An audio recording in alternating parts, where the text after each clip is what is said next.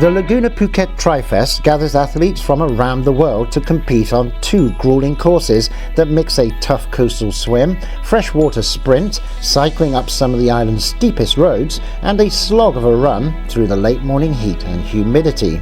So why do they do it? And what makes Phuket Triathlon so popular with established pro triathletes and the young guns out to prove their mettle? We ran across a passel of pros in the kids club at Cassia Phuket to find out why they keep coming back.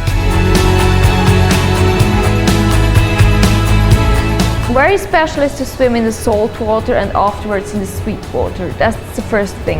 And it's I don't know if there is any other race that has this special swim course. I'm not sure, but I don't know about that. So that's the first thing. And then the race course on the bike is quite hilly and technically difficult. So it spreads the field. So there is not that much of tactic anymore. You just have to be a good biker. It makes it special as well, because usually you can just ride in your triathlon position for 90 Ks and everything's flat, nothing difficult, and that doesn't really change, diverses people from each other, or makes a selection of athletes that are good bikers or not. And the run course is just 12 Ks, so that's a very different distance than we are used to.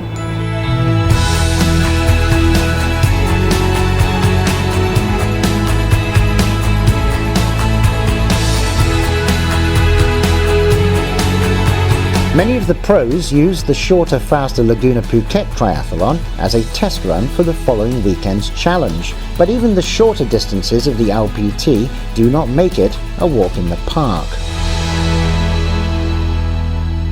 Racing here, you're always not feeling very good because the heat really slows you down, and you have your normal race feeling, your speed, but here it just seems to be much slower than you're used to.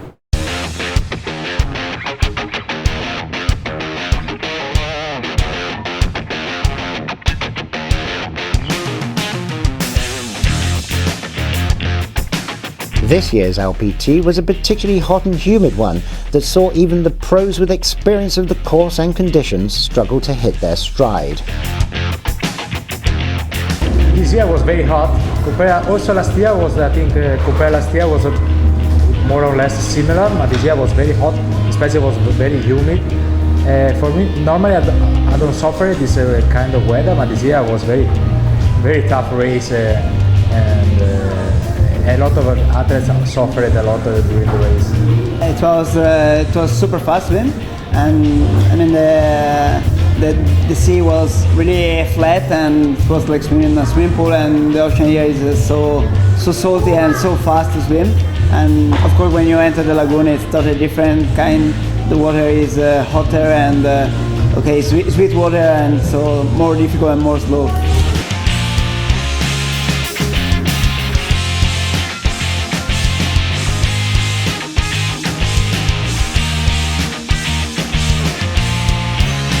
So how do the pros plan out their attack? We asked Germany's 2-time Ironman 70.3 world champion and former Phuket champ, Michael Reilert, to give us the inside skinny on his tactics.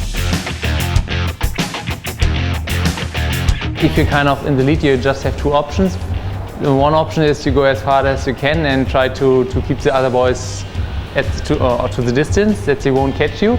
So you're pushing it hard from the beginning. And the other option is you're somewhere in between, and it's more tactical. So once you're in the front, you go as hard as you can. Or the second one, you're just with them, and then of course it's more tactical, and you're looking at each other or prepare for the run. But my option was like, when I've been in the front, there was actually only one option, and this was like going as hard as I can, and hopefully that the other boys won't catch me.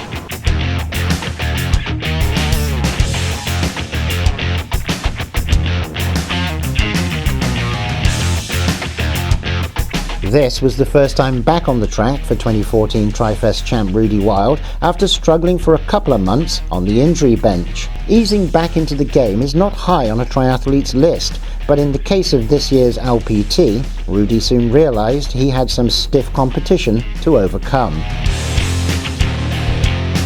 had my last race about 2.5 months ago, and I think it took me a little while to get into the race rhythm again. And beginning of the bike, I didn't feel that good, and he was pushing the pace. And but I felt better the longer the race took, and I could actually gain some time on him towards the end and on the run. But he was too far away, and he really deserved to win.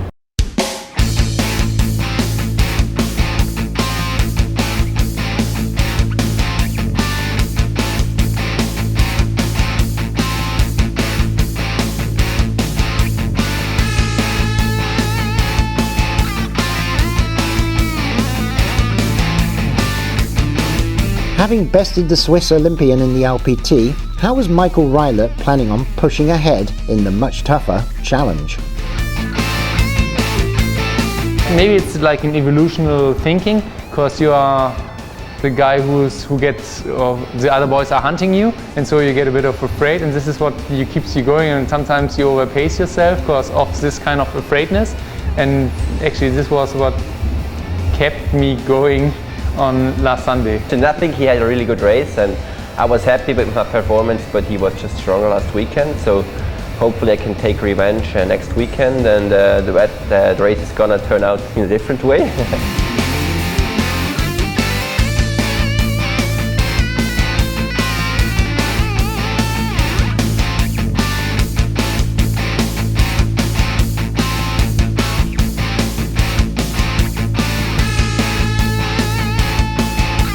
Though there were quite a few familiar faces in the pro field lineup for the start of the Challenge Laguna Phuket, there were also a pile of up-and-coming young guns looking to dethrone the current course favourites.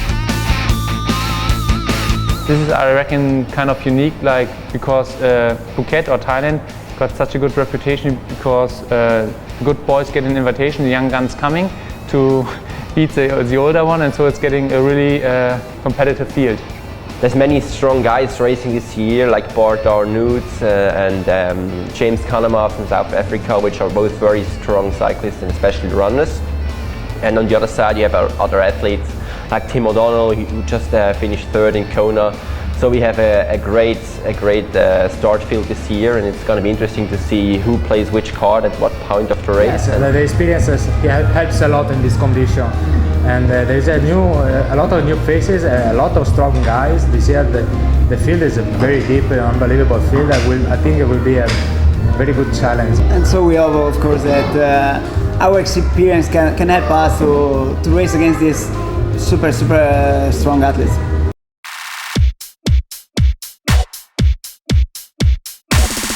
In the women's field, the battle was between Swiss pro Simone Brandley, who had trounced the competition during the LPT, and tough as nails triathlete Jodie Swallow from Great Britain. Especially because Jodie's here, it's going to be very fast from the beginning. Also, the swim has to be fast, and then my goal is not to have too much distance to Jodie, who is a very fast swimmer. And on the bike, you can't push that hard in the hills because it's longer, so you have to keep yourself a little bit more patient. And the run is definitely more about endurance than speed, especially in the heat. It takes longer, so it's going to be later in the morning, it's going to be hotter, so I try to cool as much as possible. I think it's certainly an advantage if you have been racing here a couple of times already, and but at the same time, all these people, they are very experienced athletes. They were the world best athletes and racing since several years, so they have experience as well, but maybe not on this course as much as I do. So I try to use that advantage, of course, next Sunday, and to make a smart race, and yeah, hopefully end up with a very good result.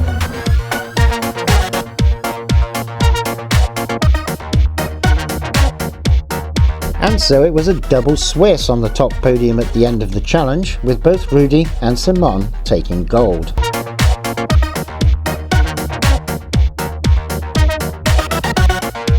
But while the race was over for the pros, there were literally hundreds still out on the course, including Phuket Today presenter Isaac Stone Simonelli. So after the first lap, I have to go back into the ocean to do the second lap, right? Do another swim, another bike, another run. Check back later to see how he got on.